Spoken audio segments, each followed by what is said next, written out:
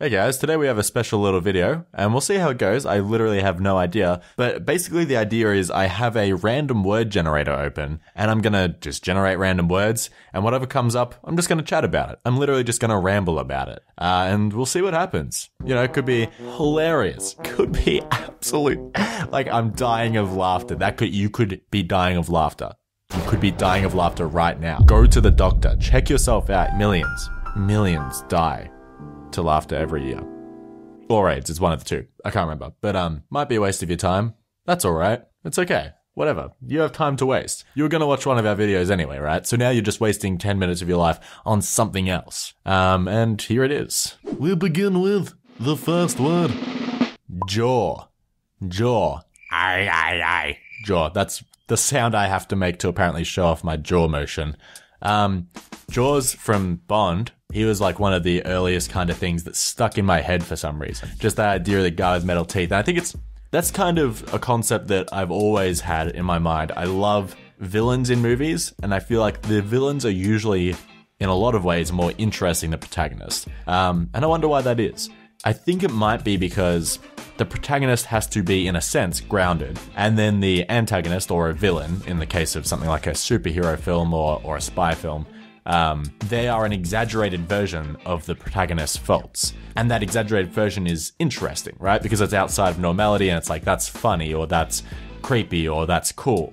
And Jaws, I wouldn't say Jaws is necessarily the best poster boy as an example of an antagonist being the antithesis of the protagonist, or emblematic of the protagonist's weaknesses. But I certainly think he was a kind of just a fun, cool idea. Same as Oddjob. Yeah, guy throws his hat and his hat cuts people in half. It's fun. And I miss that in shows or in books. I miss that element of fun and silliness. That's why these things stick around. Yeah. Jaw. Falsify. Lying. Deception. Deception is, I wonder if it's necessary. I wonder if, I've heard that phrase, the truth will set you free. And I'm not sure how true that is. I think that in a lot of respects, that is true. For example, let's say you make a mistake. And it's an honest mistake. It's something that arose from either your incompetence or your ignorance, or maybe it's something that you're trying to protect someone else's feelings, something like that. I think that lie can be understood. We can, that's a fair lie. The way I've heard it put, I think I got this from Jake and Amir of College Humor fame, with the web series Jake and Amir. They have a podcast called If I Were You. And I think on one of their episodes, Jake talked about this idea called the pure heart rule. Now, forgive me if I'm misrepresenting this, but the idea of the pure heart rule was that if you do something because you have the best intention at heart, and maybe it was misguided or whatever, the point is, if you did have genuinely the best of intentions at heart, you can always be forgiven for it. You might have done the wrong thing. It might have been foolish. But because your heart was in the right place, it's like, okay, in the future, don't do that. Don't tell me these white lies, whatever it is.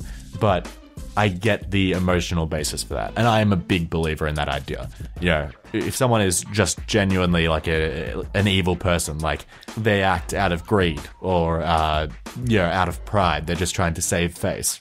I find it incredibly difficult to forgive that. But if they do something because they care about someone else and they don't want to hurt their feelings, or they find it hard to bring themselves to have a difficult conversation, I can understand that. I can forgive that. I still don't think that means it's all right, but it's gettable. Gettable is the only word that comes to mind. I can totally understand it. Falsify. Cassette. I'm not that old. I'm 23. Cassette players I never had to deal with. I did have VCRs. I had VCRs of like Disney films. God, what do we have? Lion King. We had Rugrats VCRs. VCRs? Do you call them VCRs, or is that the player? Tapes, I guess you'd call them. But and I watched the heck out of that. That was so good. I had like different collections of them, and the episode that sticks in my mind the most. Oh god, now they're all coming back to me. Okay, there's a few. Okay, classic Rugrats episode. When he loses his plane in the basement, and then he goes down there, but it's like, it has a very creepy tone, that episode, and I'm struggling to remember what the little fantasy is, because that was the format of a Rugrats episode, right? Something happens which is quite a simple problem, but in the kids' minds, it's this huge dilemma, and they become, explorers or astronauts or, deep sea divers, whatever it is. Something exaggerated happens that is emblematic of their quite simple issue. One of them, as an example, Chucky eats watermelon that has seeds in it, and he swallows the seeds, and then he's told by Angelica, I'm guessing, that the watermelon seed will sprout in his stomach and he's going to grow a watermelon, or grow into a watermelon child or something like that. So in their minds, they're going like inside his body to get the watermelon seed out. Now that I think about it, I don't remember how they actually solved that, but I think in the end, whatever. That's not the important. The important part is that it's a super fun idea. But the episode that sticks out in my mind the most would have to be Tommy is, I think he just wants food. I think he just wants maybe a bottle of milk or something in the middle of the night, and he has this kind of grand image of the fridge opening up and the fridge light pouring out, and it's like heavenly. And he's trying to figure out how to open this fridge because he can't reach the fridge. Now I'm thinking about it, now I'm saying it out loud, it's quite sort of ingenious. Cassette. I forget how I got into that, but cassette. Banner. Nope, got nothing for banners. Next word. Morale. Funny, we just had banners and now we have morale. I was literally thinking like medieval kind of feelings, and morale strikes that up in me because I think of Heroes of Might and Magic. We used to play so much of those. So I have 3 older brothers, and we would play Heroes of Might and Magic 3 primarily. I think they started on 2, and I played 2 later with them, but that wasn't the one that I remembered the best.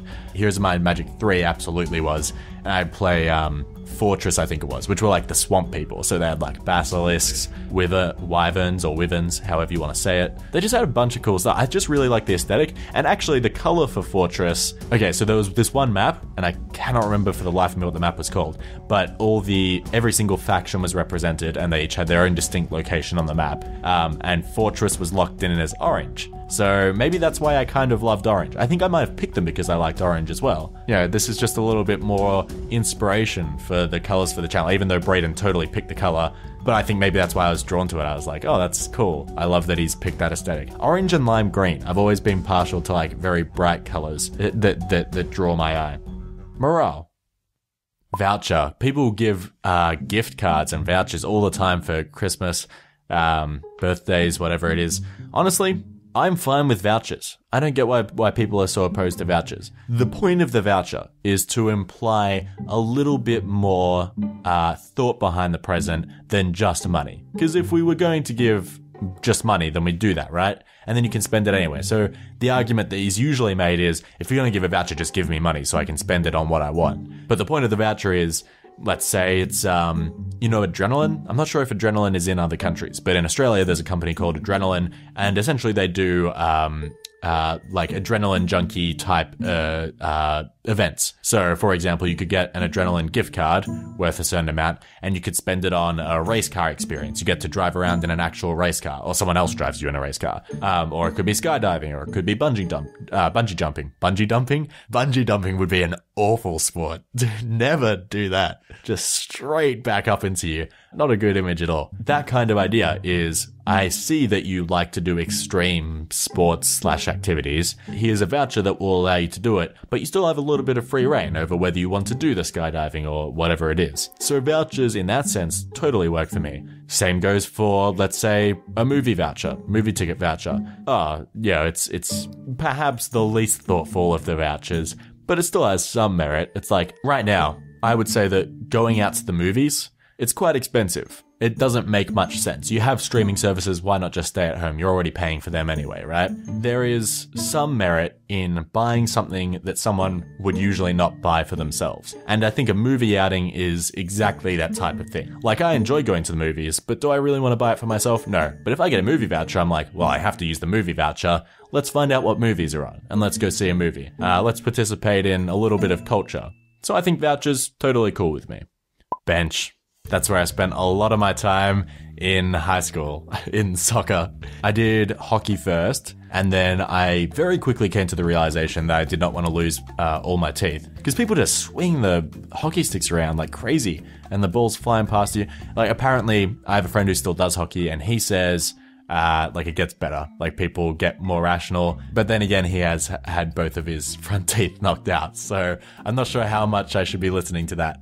Then I quickly switched to soccer. I was like, that's a softer ball, I'll get hurt less. My one saving grace with that, the reason why I didn't get benched actually that much, wasn't because I was any good at soccer. I played for the fourths, and the fourths was like the lowest division that we had in our school. But I was left-footed, so they would stick me in defense, which is where they put all the people that they don't know what to do with, but they would stick me back left, and no one else wanted to play back left, so they kind of just kept me there as long as I wanted. So we had Saturday morning sport, right? Saturday morning sport, pretty self-explanatory. It was sport that you had to play for school, and the games were played on Saturday mornings. And at the time, you would think, oh, why do I have to wake up at like 6 a.m. to drive out to like the middle of an airfield to play soccer in the middle of winter when it's pouring down? I'm gonna get muddy. Like, I was not a sporty person. Do you know what I mean? So this was honestly the worst idea to me in the world. But I would say maybe year 11, year 12, which is like the final 2 years of high school, it started to click with me, and I was like, I'm really enjoying this. It's an excuse to see my friends and like do something with them, and then it creates stories. Like, I'll meet up with my friends, and we'll still reminisce about stories from doing Saturday morning sport. Honestly, what I think it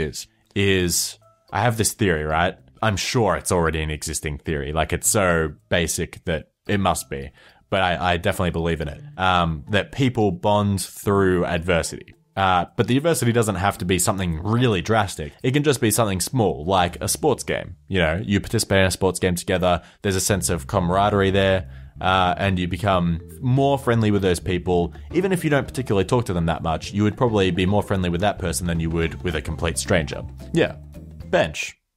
Product. Does it say something about me that when I read the word product, my first thought was like wax or gel, like hair gel? Yeah, product. I used to use hair gel, like early high school. And then I realized it's just disgusting. Like, it just makes your hair look honestly disgusting. And I think it was kind of the fashion at the time, because I had long hair in primary school, and then in high school you had to cut it short. So then I'd stick it up with hair gel. And now I look back and I'm like, that's disgusting. Like, luckily I didn't go down the frosted tips route or anything like that. I did think about it at one point. At one point I genuinely wanted to get frosted tips, and I'm so glad that my other side of my brain talked me out of that one. But yeah, so no more product for me. So that's product. Sense. I studied science. I studied biochemistry at university. And that's why gradually, slowly over the course of the channel, we've been doing covering all the senses. So we've done sight, I think we started with hearing, hearing, sight, taste, and next I want to do smell, and then of course touch. And touch will be interesting. I also want to do pain, and maybe I'll even do another video and we'll combine a bunch of the smaller senses. I think people generally like those videos. I know I love doing them. That's my favorite part about thought experiments. Just getting to really delve into a topic, and some people are like, like I'll read the comments and they'll be like, you don't have to explain it to us like we're kids, like we understand this stuff. And I'm like, I'm explaining it like that because I feel that I need to have it explained like that so that I fully understand all the concepts. And then later on I can build on them, and we can all get smarter together. And that's a beautiful little thing. In fact, that might be a nice note to leave this episode on. So that was me rambling for however long. I have no idea how long this will be. Thanks for listening. If you like it, let us know in the comments, and maybe we'll do another one like this. I know it's very different to our usual content, out of character, but hey, variety is the spice of life, as they say. This is spicy. So let us know what you think, and we'll see you all next week. Bye-bye. If you enjoy what we do here at CultureCrash, please consider supporting the show via our Patreon, where we have a bunch of awesome rewards, or by checking out our online store. All links are in the description below.